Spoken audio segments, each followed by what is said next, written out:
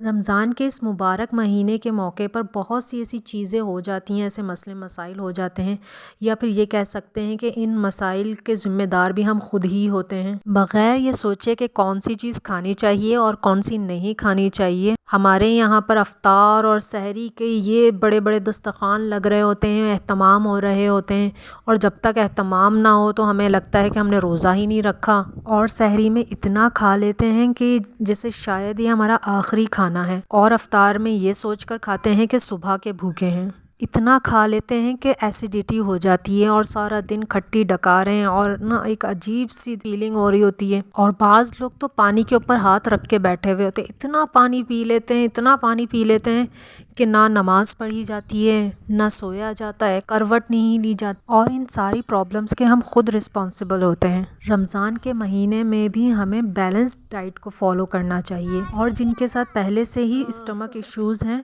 तो रमज़ान एक बहुत अच्छा ऑप्शन है उन लोगों के लिए जिनके साथ स्टमक इश्यूज़ रहते हैं। रमज़ान का महीना हम मुसलमानों के लिए अल्लाह ताला की तरफ से ब्लेसिंग है, क्योंकि जब हम 30 दिन तक भूखे रहते हैं रमज़ान में तो हमारी बॉडी में डिटॉक्सिफिकेशन होती है, यानी कि जहरीले मवाद का अखराज होता है।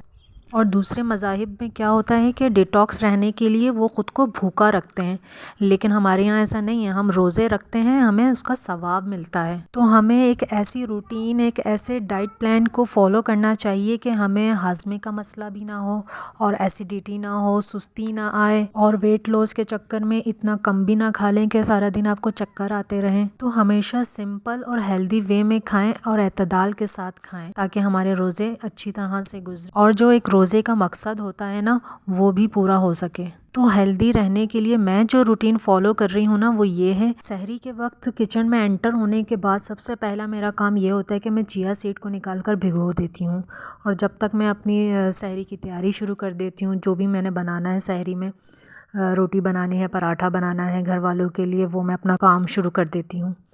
तो इतनी देर में चिया सीड फूल जाते हैं, फिर उसको मैं पानी में डालकर, और वो बिल्कुल सिंपल वाटर में चिया सीड डालकर वो पी लेती हूँ 1 गिलास। चिया सीड को वाटर में डालकर पीने से ना, तो आपकी जो अंदर की जितनी भी टॉक्सिक्स होते हैं ना, वो बिल्कुल फ्लैश आउट हो जाते हैं, बिल्कुल साफ़ हो जाता है आपके अंदर से ना।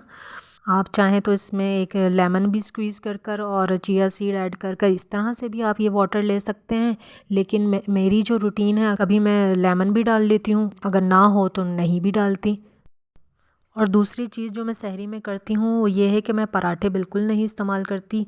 मैं सिर्फ़ सादी रोटी बनाती हूँ अपने लिए चक्की के आटे की, और मैंने जो रमज़ान की प्रिपरेशन दिखाई थी आपको, उसमें मैंने देसी घी बनाया था, तो वो 1 चम्मच मैं देसी घी रोटी पर लगाकर खा लेती हूँ। क्योंकि देसी घी जो है ना, वो पूरा दिन आपको ना फुल रखता है, और ना आपकी हेल्थ के लिए भी अच्छा है वो, और ना ज़्यादा हैवी होता है, और ना बहुत आपको ऐसा भी नहीं होगा कि आपको चक्कर आ रहे हैं या आपको एसिडिटी फ़ील हो रही है। और सालन भी ना मैं सिंपल ही बना रही हूँ, उसमें हल्के मसाले इस्तेमाल करती हूँ। जो भी बनाऊँ मैं, सालन में सब्ज़ी बनाऊँ या कोई गोश्त का इस्तेमाल करूँ, उसमें मैं सिंपल ही मसाले रखती हूँ, ताकि उससे भी सारा दिन अच्छी तरह से गुजर सके ना। फिर वही आपको एसिडिटी हो रही है, खाना हज़म नहीं हो रहा है, बर्प आ रहे हैं, फिर यही शिकायत रहती है ज़्यादा स्पाइसी खाना खाने से।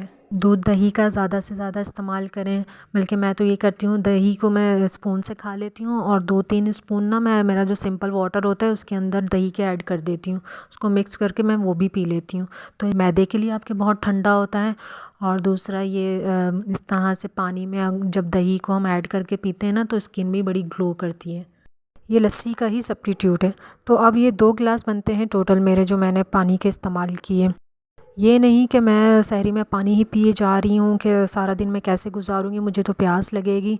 ये नहीं करना है आपने, क्योंकि पानी ने तो हमारे अंदर नहीं रहना ना सारा दिन, तो वैसे भी थोड़ी देर में एग्ज़िट आउट हो जाएगा, निकल जाएगा। और कोशिश करें कि सहरी के बाद आपकी जो इबादत है, आपने वो इबादत कर ली है, नमाज़ पढ़ ली है, कुरान पाक पढ़ लिया, जो भी आपकी इबादत है आपने करनी है, उसके बाद आप सोए नहीं, बल्कि आप बाहर जाएं, वॉक करें। कुछ नहीं तो छत पर वॉक कर लें, नहीं तो फिर घर में ही रहकर थोड़ी सी एक्सरसाइज कर सकते हैं। मैं तो सुबह 1 घंटे की वॉक पर ज़रूर जाती हूँ। इससे मुझे ना काफ़ी लाइट और फ्रेश फ़ील होता है। सुबह-सुबह सूरज को निकलते हुए देखना, बर्ड्स की आवाज़ें और वो जो एक ठहराव सा खामोशी होती है ना सुबह के वक़्त, वो बहुत ज़्यादा रिफ़्रेश करती है। और सारा दिन यकीन करें इतना अच्छा रोज़ा गुज़रता है। क्विकली सारे काम हो जाते हैं घर के। एक पॉज़िटिव सी एनर्जी आ जाती है आपके अंदर। और इफ्तार टाइम में भी सब कुछ खाएँ, लेकिन बैलेंस वे में। अगर आपने इफ्तार में छोले दही बड़े रखे हैं तो आप इनको अल्टरनेट डेज़ में कर, यानी एक दिन आप छोले कर लें और दही बड़े स्किप कर दें, दूसरे दिन आप दही बड़े रख लें, छोले स्किप कर दें। इस तरह से आप अल्टरनेट डेज़ में खाएं। अगर फ्रूट चाट ले रहे हैं तो उसमें चीनी ना ऐड करें, चाट मसाले बहुत ज़्यादा ना डालें। उसूल तो यही है कि चीनी और मसाले नहीं ऐड करने चाहिए, क्योंकि हमारे टेस्ट बर्ड्स इन्हेंस हुए हुए हैं। तो मैं सिर्फ ये करती हूँ कि ना उसके अंदर हल्का सा चाट मसाला डाल देती हूँ, चीनी ऐड नहीं करती, सिर्फ चाट मसाला ऐड कर देती हूँ, वो भी बिल्कुल थोड़ा सा। और इसी तरह से चना चाट का भी यही है कि उसके अंदर मैं वेजिटेबल्स का इस्तेमाल करती हूँ, जैसे क्यूकम्बर डाल दिया, प्याज, टमाटर, हरी मिर्चें, थोड़ा थोड़ा ये डाल दिया, और मसाले नहीं ऐड करती उसके अंदर। अगर पकोड़े खा रहे हैं तो वो सबसे पहले तो कम खाएं, ज़्यादा नहीं, 2-3 बहुत है। और डीप फ्राई के बजाय शैलो फ्राई हों। और पकोड़े और समोसे को भी इसी तरह से अल्टरनेट डेज़ में रखें। बाज़ारी चीज़ों से अवॉइड करें और प्रेफर करें कि घर की बनी हुई चीज़ें खाएं। वो हाइजेनिक भी होंगी और हेल्दी भी होंगी। और सादा पानी का इस्तेमाल, या फिर नींबू पानी ले लें, क्योंकि वो नमकियात की कमी को पूरा करता है। और अगर आप रमज़ान में रात का खाना खाते हैं, आपकी आदत है कि आपको खाना चाहिए, तो आप 1 घंटे बाद इफ्तार के खाना खा लें। हल्का फुल्का सा खाएं, जो भी खाएं। मैं क्योंकि रमज़ान में रात का खाना अवॉइड ही कर रही हूँ, मुझे दोबारा नीड नहीं होती खाना खाने की, तो मैं खाना स्किप कर देती हूँ। गर्मी के रोज़े हो तो प्यास बहुत लगती है, तो इफ्तार में ज़्यादा पानी नहीं पीना चाहिए।